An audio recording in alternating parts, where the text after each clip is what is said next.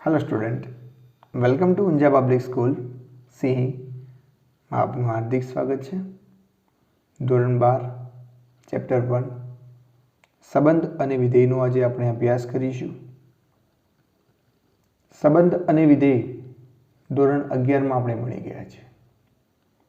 સંબંધ કોને કહેવાય, વિધેય કોને કહેવાય, अलग अलग વિધેયના ગ્રાફ આપણે सीखी गया छे। कार्टेशियन गुणाकार, गण, आ बधी ज माहिती आपणे धोरण 11 ની અંદર મેળવી ગયા છે અને આજે આપણે સંબંધ અને વિધેયને થોડું ઊંડાણપૂર્વક સમજવા જઈ રહ્યા છીએ। તો સંબંધ અને વિધેયની અંદર ફર્સ્ટ ટોપિક છે આપણો સંબંધોના પ્રકાર, કે સંબંધોના પ્રકાર કેટલા અને કયા કયા। બીજી એક વાત कि જ્યારે આપણે સંબંધોના પ્રકારને સમજીશું તો એના પહેલા આપણે કાર્ટેશીય ગુણાકાર અને ગણ અને સંબંધ કોને કહેવાય એનું નોલેજ, એનું જ્ઞાન આપણને હોવું જોઈએ। જો આપણને જ્ઞાન નથી તો સંબંધોના પ્રકાર શીખવામાં તમને ખૂબ જ તકલીફ પડશે, પણ જો તમને જ્ઞાન છે તો સંબંધોના પ્રકાર તમે સરળતાથી સમજી શકો છો। संबंधों प्रकार टोटल 5 है,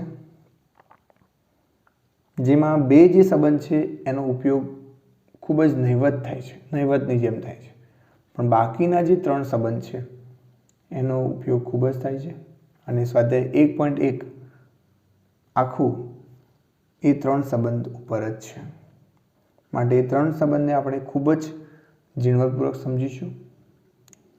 हवे संबंधोना प्रकारनी अंदर जोईए तो प्रथम संबंध छे रिक्त संबंध। रिक्त संबंधने अंग्रेजीमां वॉइड रिलेशन पण कहेवामां आवे छे। रिक्त संबंधने अंग्रेजीमां शुं कहेवाय छे? Void relation.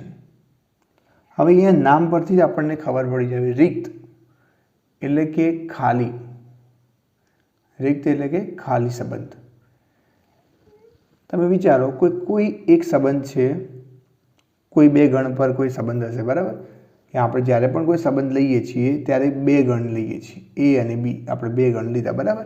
तो एम कही शकाय कि अहींया जे पण संबंध छे ए ए थी बी परनो छे, बराबर, पण अहींया जे पण व्याख्याओ आपी छे ए ए थी ए पर आपेली छे, એટલે કે બંને ગણ કેવા છે? સેમ ટુ સેમ, बराबर। आ वातनुं આપણે ધ્યાન રાખીશું। સંબંધ ક્યારે એક ગણ પર ના હોય, સંબંધ બે ગણ પર જ હશે। अहींया ए अने बी होय तो संबंधने शुं कहेवाय? आर ए थी बी परनो संबंध छे। जो अहींया बी नो घटक आगळ होय, ए नो घटक पाछळ होय तो एम कहेवाय कि आर संबंध आर ए बी थी ए परनो छे। पण जो अहींया बंने सेम टू सेम गण आपेला होय तो एने एम कहेवाय आर ए गण ए परनो संबंध छे, बराबर। तो अहींया जो तमने कोई कन्फ्यूजन होय तो अहींया तमे जुओ कि नीचे आपणे जे पण व्याख्याओ लीधी छे बधी गण ए पर लीधी छे, माटे अहींया तमारे कन्फ्यूजन होवुं ना जोईए, केम के ए भले बंने गण एक छे पण आपणे बंनेने अलग अलग लीधा छे।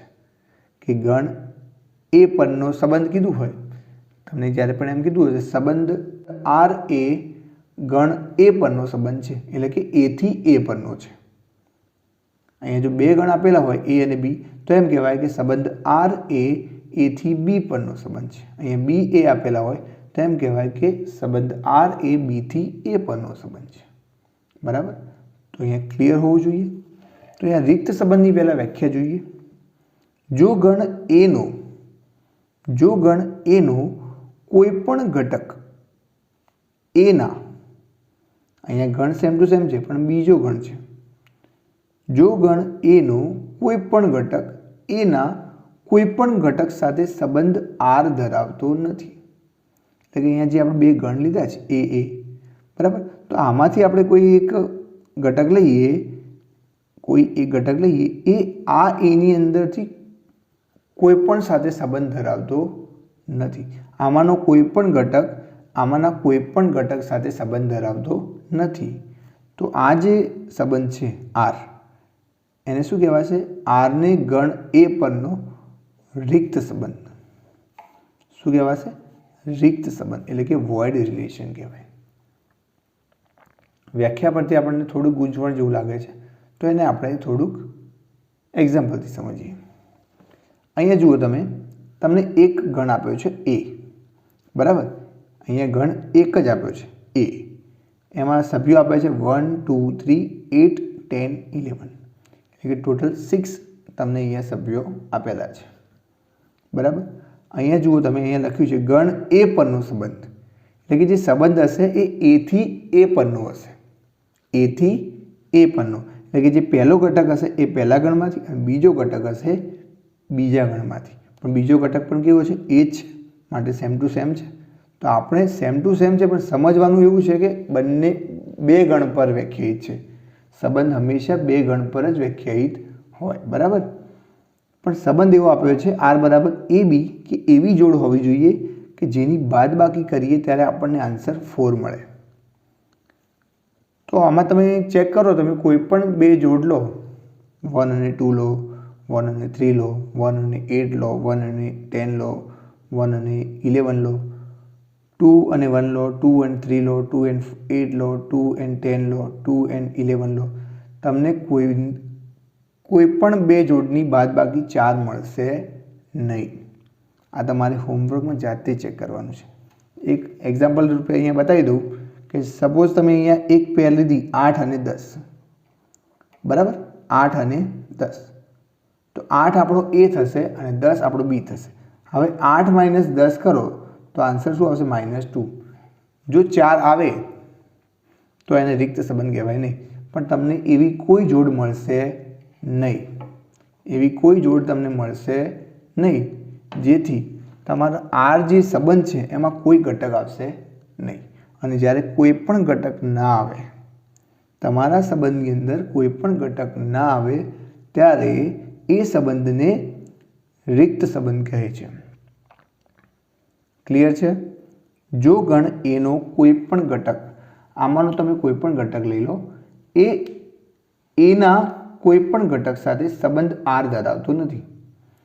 એ એના કોઈ પણ ઘટક, એટલે આમાંથી પછી બીજો કોઈ ઘટક લો, એમાંથી કોઈ એવી જોડ તમને મળશે નહીં કે જે આ સંબંધને પૂર્ણ કરતી હોય, એટલે કે સાચી સાબિત કરતી હોય. આ જે સંબંધ છે તમારો એ વ્યાખ્યાયિત થતો હોય, બરાબર. એવી તમને કોઈ જોડ મળશે નહીં. તો એવા ગણને, એવા સંબંધને ગણ એ પરનો રિક્ત સંબંધ. જો અહીંયા બી હોય તો ગણ બી પરનો કહેવાય, સી હોય તો અહીંયા સી પરનો કહેવાય, બરાબર. અહીંયા એ અને બી આપેલું હોય તો તમારે એમ લખવાનું છે આરને ગણ એથી બી પરનો રિક્ત સંબંધ કહે છે.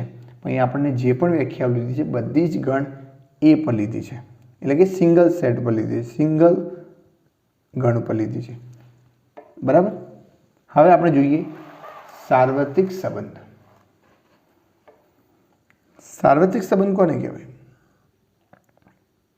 તો રિક્ત સંબંધની અંદર એવું હતું કે સંબંધની અંદર કોઈ ઘટક ના આવે. સાર્વત્રિક સંબંધની અંદર એવું હશે કે જે આપણે જે કાર્ટેશિયન ગુણાકાર કરીએ છીએ, શા માટે કરીએ છીએ? કે શક્ય એટલા તમામ સંબંધ આપણને મળે. અને આ જે બધા જ જે ક્રમયુક્ત જોડો આપણને મળે છે, જ્યારે કાર્ટેશિયન ગુણાકાર કરીએ ત્યારે જે પણ આપણને જોડ મળે છે એ બધી જ જોડ જો સંબંધની અંદર આવી જતી હોય, બધી જ જોડ જો સંબંધની અંદર આવી જતી હોય તો એવા સંબંધને સાર્વત્રિક સંબંધ કહે છે. જુઓ અહીંયા, જો ગણ એનો પ્રત્યેક ઘટક એના પ્રત્યેક ઘટક સાથે સંબંધિત હોય, એટલે આમાંનો અહીંયા એ ગણ છે, બરાબર. 2 3 4 એવી રીતે બીજો સેમ ટુ સેમ આપણે લઈ લઈએ, કન્ફ્યુઝન ના થાય એટલા માટે. કેમ કે અહીંયા જે સંબંધ છે એ ગણ એ પર છે, એટલે કે એથી એ પર છે, બરાબર. તો ગણ એનો પ્રત્યેક ઘટક, એટલે અહીંયા 2 3 4 પ્રત્યેક ઘટક એના, એટલે કે આ એના પ્રત્યેક ઘટક સાથે સંબંધિત હોય. 2 એ 2 સાથે હોય, 2 એ 3 સાથે હોય, 2 એ 4 સાથે પણ હોય, 3 એ 2 સાથે હોય, 3 એ 3 સાથે હોય, 3 એ 4 સાથે હોય, 4 એ 2 સાથે હોય, 4 એ 3 સાથે હોય, 4 એ 4 સાથે હોય. જો આ બધા જ સાથે સંબંધિત હોય તો એ પર વ્યાખ્યાયિત સંબંધ આરને સાર્વત્રિક સંબંધ કહે છે। એટલે કે R બરાબર તમને A ક્રોસ A આખું મળવું જોઈએ। ચાલો આપણે A ક્રોસ A કરીએ, એટલે કે એનો A સાથે કાર્ટેશિયન ગુણાકાર, તો તમામ શક્ય જોડ મળશે। 2 2 2 3 2 4 3 2 3 3 3 4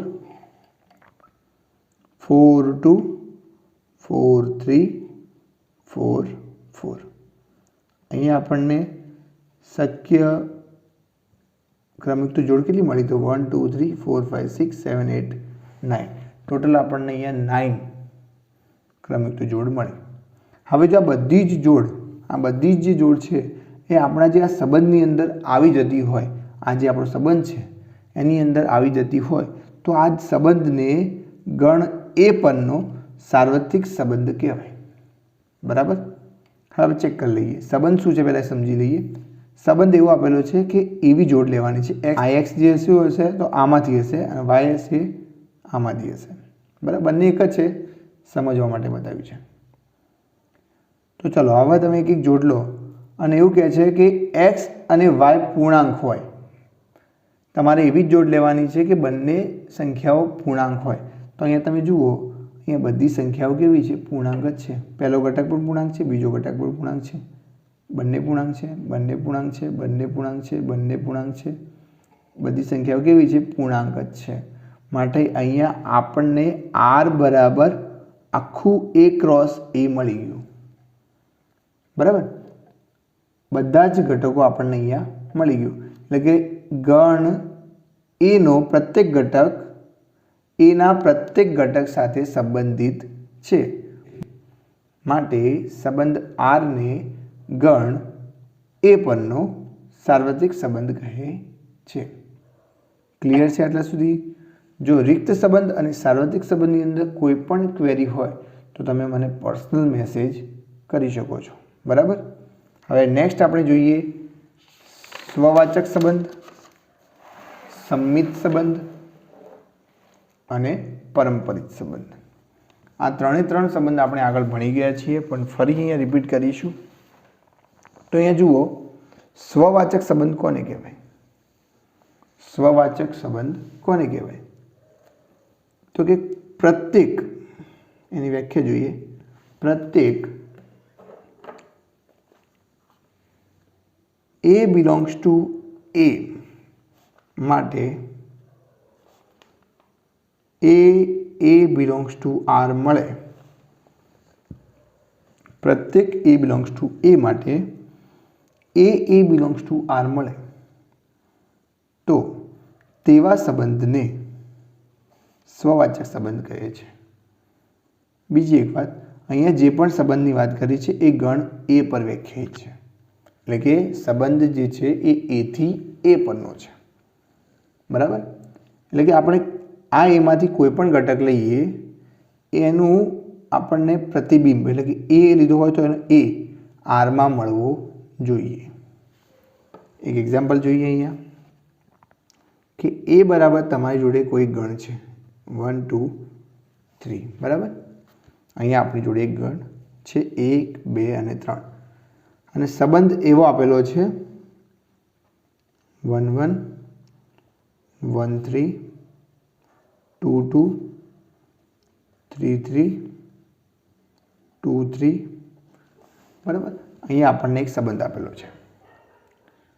હવે તમે આ સંબંધની અંદર જુઓ કે A ના પ્રત્યેક ઘટક, આ A નો જે પ્રત્યેક ઘટક એટલે કે 1 2 અને 3, એક માટે તમને એક એક એવી જોડ મળે છે, તો હા અહીંયા મળે છે। 2 માટે તમને 2 2 કરીને એક જોડ મળે છે, તો હા અહીંયા મળે છે। અહીંયા 3 છે તો અહીંયા 3 3 તમને મળે છે। જો 3 એ 3 મળતી હોય સંબંધની અંદર, પ્રત્યેક તમને જો આવી જોડ મળતી હોય, A belongs to R વાળી તમને જોડ મળતી હોય, તો આ જે સંબંધ છે એને સ્વવાચક સંબંધ કહેવાય। બીજો એક સંબંધ લઈએ R2, જેમાં તમને આ રીતે આપેલું છે 1 1 આપેલા છે, 1 3 આપેલા છે, 2 2 આપેલા છે। બરાબર? આટલા તમને ઘટક આપેલા છે. હવે અહીંયા તમે જુઓ, અહીંયા લખ્યું છે પ્રત્યેક એ બિલોંગ્સ ટુ એ, એટલે કે એના બધા જ ઘટકો માટે આપણને એનું પ્રતિબિંબ એટલે કે સેમ ટુ સેમ એલિમેન્ટ વાળી જોડ તમને મળવી જોઈએ. તો આ સંબંધની અંદર જુઓ તમે 1 છે તો અહીંયા 1 1 છે, તો હા છે. 2 છે તો અહીંયા 2 2 છે, પણ 3 માટે અહીંયા 3 3 નથી.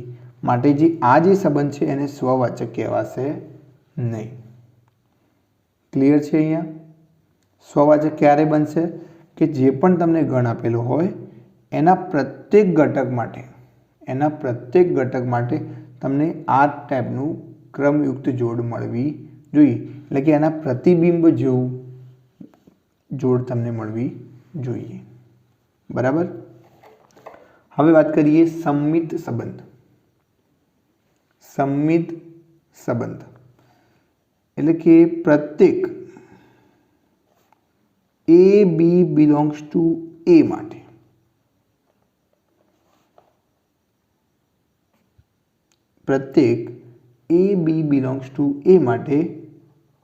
જો A B belongs to R હોય, તો બી એ બિલોંગ્સ ટુ આર હોવું જોઈએ. જો આ કન્ડિશન સાચી પડે તો એવા સંબંધને સંમિત સંબંધ કહેવાય. બરાબર. અહીંયા કઈ રીતે લખીશું? પ્રત્યેક એ બી બિલોંગ્સ ટુ એ માટે જો A B belongs to R હોય, આ હશે, તો તમને બી એ બિલોંગ્સ ટુ આર મળવું જોઈએ. તો આવા સંબંધ આરને ગણ એ પરનો સંમિત સંબંધ કહેવાય છે.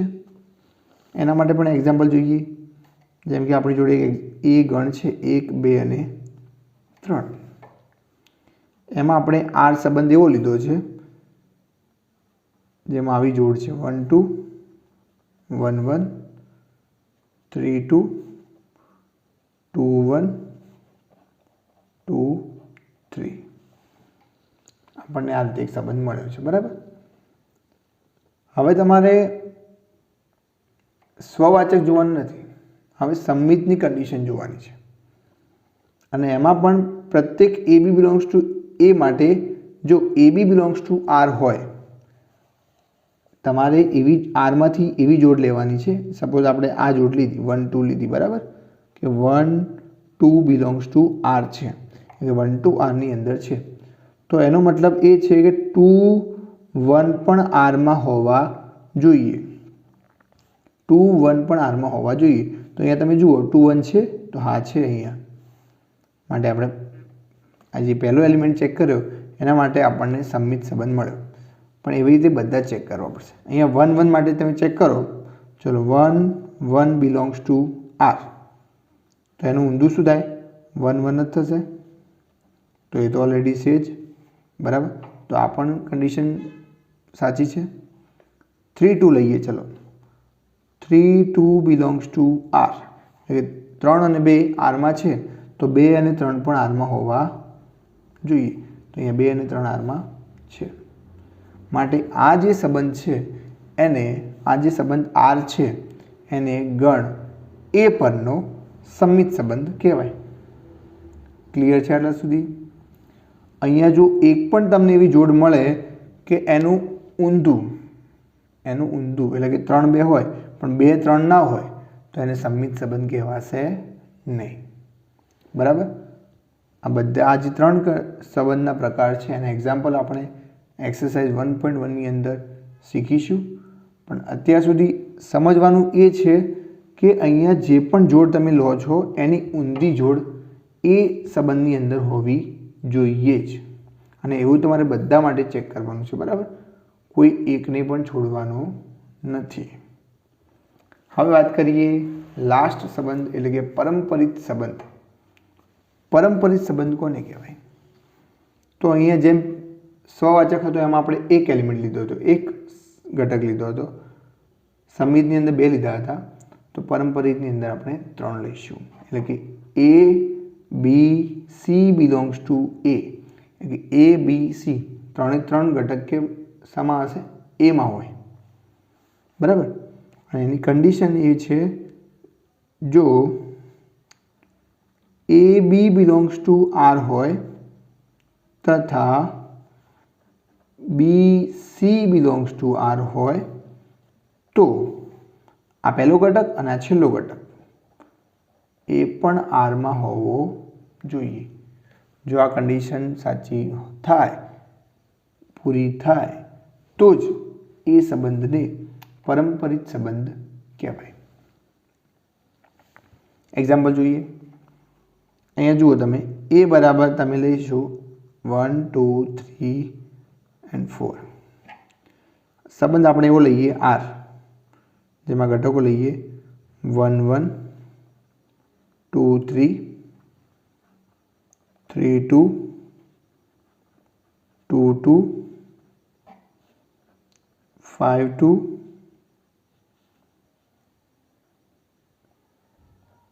5 3. બરાબર. તો અહીંયા જુઓ, આપણે એક સંબંધ લીધો છે. હવે પરંપરિત છે કે નહીં એ ચેક કરવું હોય તો એના માટે આપણે એક એક એલિમેન્ટ, એક એક જે ઘટક છે એ ચેક કરવું પડશે. જો આ બધા સેમ હોય 1 1 તો એના માટે ચેક કરવાની જરૂર નથી, એ ઓલવેઝ હશે. બરાબર. તો આ તો છે. હવે 2 3 માટે વાત કરીએ. ચાલો આપણે આ લઈએ 2 3 બિલોંગ્સ ટુ આર. હવે 3 થી સ્ટાર્ટ છે તો બીજો લેવાનો છે કે મેં શું છે? A B belongs to R તથા B C belongs to R. A B આરમાંથી આપણે લીધો, બરાબર. આ એ છે, સમજો કે આ આપણો એ છે, આ બી છે, બરાબર.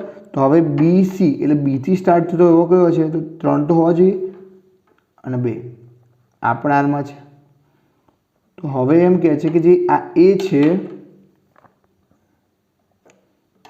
આ જે એ છે અને આ સી છે એ પણ આરમાં હોવા જોઈએ.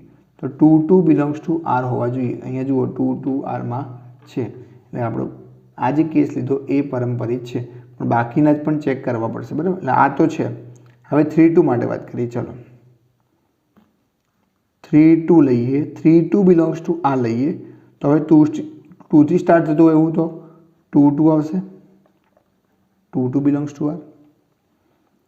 તો હવે 3 અને 2 આરમાં હોવા જોઈએ. તો 3 2 આરમાં છે તો આ છે, બરાબર. તો આ પણ છે. હવે આ જ સંબંધ ફરીથી લઈએ. 3 2 બિલોંગ્સ ટુ આર અને 2 2 લીધા હતા એવા આપણે લઈશું હવે ના બીજું કોઈ જોડ આ લઈને 2 3 2 3 બિલોંગ્સ ટુ આર લઈએ. તો હવે 3 3 પણ આરમાં હોવા જોઈએ. ચલો 3 3 આરમાં છે. અહીંયા આપણે 3 2 લીધા, બરાબર. 3 2 આરમાંથી લીધા, 2 3 આરમાં છે તો 3 3 પણ આરમાં હોવા જોઈએ. અને જુઓ અહીંયા 3 3 ક્યાંય પણ છે નહીં એટલે does not belongs to R. 3 3 does not belongs to 3 3 does not belongs to R. અહીંયા જોઈ લો 3 2 belongs to R. 3 2 belongs to R લીધા છે તો 2 થી સ્ટાર્ટ થતું એવું આપણે આ લીધું 2 3 બિલોંગ્સ ટુ આર. તો હવે કયું મળવું જોઈએ? આ પહેલો ઘટક અને આ છેલ્લો ઘટક એટલે કે 3 3 બિલોંગ્સ ટુ આર હોવું જોઈએ. પણ અહીંયા 3 3 ક્યાંય છે નહીં. માટે જો આપણને એક પણ એવો ઘટક મળે કે જે આ કન્ડિશન પ્રૂફ ના કરતું હોય, સાચી સાબિત ના કરતું હોય તો આપણો સંબંધ પરંપરિત નથી. બરાબર. ક્લિયર છે? હવે ફરી એકવાર જોઈ લઈએ. સ્વવાચક સંબંધ કોને કહેવાય? તો કે પ્રત્યેક એ બિલોંગ્સ ટુ એ માટે, એટલે કે આપણો જે પણ ગણ હોય એના પ્રત્યેક ઘટક માટે એનો આપણે પ્રતિબિંબવાળું ઘટક સંબંધની અંદર મળવું જોઈએ. બરાબર. એટલે કે આ ટાઈપનું એ જો અહીંયા એ લીધો છે તો એ મળવું જોઈએ, બી લીધો હોય તો બી મળવું જોઈએ. બરાબર. એવું આપણને આરમાં મળવું જોઈએ. અહીંયા પ્રત્યેક કીધું છે એટલે બધા જ ઘટક માટે મળવું જોઈએ. જો મળે છે તો જ એ સંબંધને સ્વવાચક સંબંધ કહેવાય. બીજા સંબંધની વાત કરીએ. સંમિત સંબંધ. સંમિત એટલે કે ઊંધું, એમાં જ રાખવું. સંમિત એટલે શું યાદ રાખીશું? ઊંધું. એટલે કે પ્રત્યેક એ બી બિલોંગ્સ ટુ એ માટે આપણે એ અને બી એમાંથી લીધા છે. જો એ બી આરમાં હોય તો બી એ આરમાં હોવા જોઈએ. જો આ કન્ડિશન પ્રૂવ થતી હોય તો એ સંબંધને સંમિત સંબંધ કહેવાય. તો એ સંબંધમાંથી ચેક કરવાનું છે, બરાબર. એ ઘટકની અંદર ચેક કરવાનું નથી. સંબંધની અંદરથી આપણે કોઈ સંબંધ લીધો અહીંયા, જેમ કે આ જોડ હતી એ લીધી આપણે, 1 2 લીધા તો 2 1 હોવા જોઈએ, તો અહીંયા છે. 1 1 લીધા તો એનું ઊંધું 1 પણ 1 1 જ થશે, તો એ પણ થશે. 3 2 લીધા તો 2 3 હોવા જોઈએ, તો અહીંયા છે. માટે આ સંબંધને સંમિત સંબંધ કહેવાય. પારંપરિકની અંદર થોડું ધ્યાન રાખવું પડશે. તમે અહીંયા 3 ઘટક લીધા છે, A B C belongs two એ. એમાંથી 3 ઘટક લીધા, બરાબર. એમાં એ બી બિલોંગ્સ ટુ આર હોય, એ અને બી આરમાં હોય, અને બી અને સી આ બીજો ઘટક અને ત્રીજો ઘટક આ એ પણ આરમાં હોય. તો હવે આ પહેલો ઘટક અને છેલ્લો ઘટક પણ આરમાં હોવો જોઈએ. જો આ કન્ડિશન પ્રૂવ થાય તો જ એ સંબંધને પારંપરિક સંબંધ કહેવાય. એ બરાબર આપણે જોઈએ 1 2 3 4, અહીંયા 4 ઘટક આપેલા છે, બરાબર. અને સંબંધ આપણે અહીંયા આ લીધો છે. તો એના માટે તમારે પ્રત્યેક ઘટકનું ચેક કરવું પડશે. અહીંયા 1 1 જ્યારે પણ સેમ હોય ત્યારે એના માટે ચેક કરવાની જરૂર નથી, કેમ કે 1 1 અને 1 થી સ્ટાર્ટ થતું હોય એવું બીજું કંઈ છે નહીં, બરાબર. હોય તો ચેક કરી લેવાનું, 1 થી સ્ટાર્ટ થતું હોય તો ચેક કરી લેવાનું. અહીંયા 1 1 વાળું કોઈ છે નહીં, માટે આ કન્ડિશન પ્રૂફ કરે છે. હવે 2 3 માટે જોઈએ. ચલો 2 3 માટે જ્યારે જોઈએ 2 3 બિલોંગ્સ ટુ આર. હવે 3 થી સ્ટાર્ટ થતું એવું કયું છે, તો 3 2, તો એ પણ આરમાં છે. તો હવે 2 અને 2 એ પણ આરમાં હોવું જોઈએ, તો 2 2 આરમાં છે. તો આપણું આ જે કેસ હતો એ સોલ્વ થઈ જાય છે. હવે 3 2 લઈએ. ચલો 3 2 બિલોંગ્સ ટુ આર લીધા, અને 2 થી સ્ટાર્ટ થતું એવું કયું છે, 2 2 છે. તો 2 2 બિલોંગ્સ ટુ આર, એ પણ છે. તો 3 2 પણ હોવું જોઈએ, તો 3 2 છે અહીંયા, તો આ છે. હવે એ જ 3 2 લીધા છે આરમાંથી, પણ 2 થી સ્ટાર્ટ થતો ઘટક આપણે 2 3 લીધો છે. પહેલાં આપણે આ લીધો હતો, હવે આ લીધો છે, કેમ કે 2 થી આ પણ સ્ટાર્ટ થાય છે. તો બધા જ ઘટક માટે ચેક કરવું પડશે, બરાબર. પહેલાં 3 2 બિલોંગ્સ ટુ આર, પછી 2 3 બિલોંગ્સ ટુ આર. હવે પહેલો ઘટક અને આનો છેલ્લો ઘટક 3 3 બિલોંગ્સ ટુ પણ આર હોવું જોઈએ, પણ અહીંયા તમે જુઓ કે આ પણ 3 3 નથી, માટે આપેલ સંબંધ પારંપરિક નથી. હવે આ બેઝિક માહિતી છે, અને આ બેઝિક માહિતી એટલે આ જે 3 સંબંધ છે, સંબંધોના જે પ્રકાર છે, એ 3 સંબંધોના પ્રકાર પર સ્વાધ્યાય 1.1 આખું એના પર જ ડિપેન્ડ છે.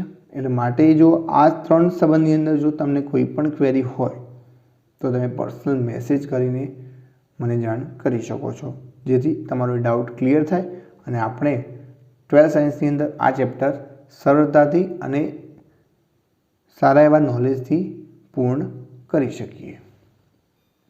નેક્સ્ટ લેક્ચરની અંદર આપણે સ્વાધ્યાય 1.1 ને સોલ્વ કરીશું. Thank you.